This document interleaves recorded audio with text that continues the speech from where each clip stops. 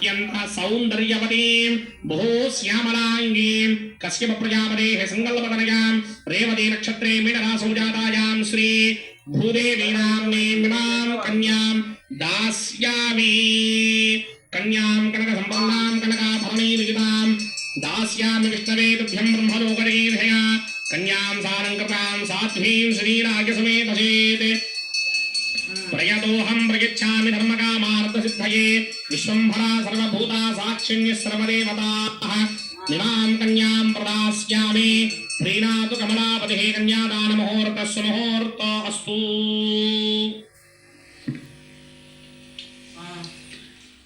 ఓం నమో కళ్యాణకాంతాయ నమో నమః. అనేక విధాలైనటువంటి బాధలతో బరువెక్కినటువంటి మనస్సుతో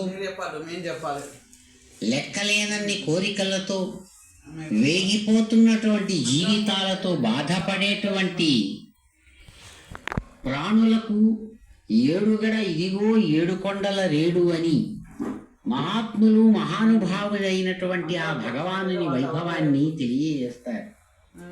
కాబట్టి జగత్తుకంతా కూడా ఎవరైతే చాలా ఇష్టమైనటువంటి వాడు, ఎవరిని కోరి ప్రతిదినం ఎవరు ప్రార్థిస్తున్నారో అటువంటి భగవానుడు ఇదిగో కన్నుల ఎదురుగుండా ఏడుగడగా నిలిచి ఉన్నాడు సుమా అని అంటారు పెద్దలు.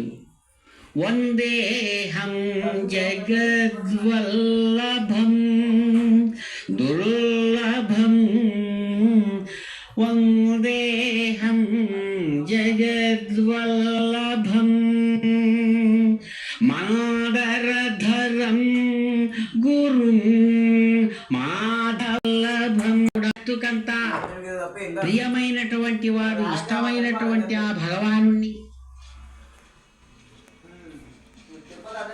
ఇదిగో మేము నిరంతరం కోరుతున్నాం సుమా అని ఎవరైతే తాను దేవతలకు సహితము ఏడుగడగా నిలిచాడో, అటువైపు ఇటువైపు రాక్షసులు దేవతలు కలిసి అమృతమథనం అమృతాన్ని పొందడానికి సముద్రాన్ని తాము చక్కగా ఆ పాలకడలిని స్వయంగా శ్రేష్టమైనటువంటి ఆ మందర పర్వతాన్ని తన భుజం మీద మూపు మీద మోశాడు.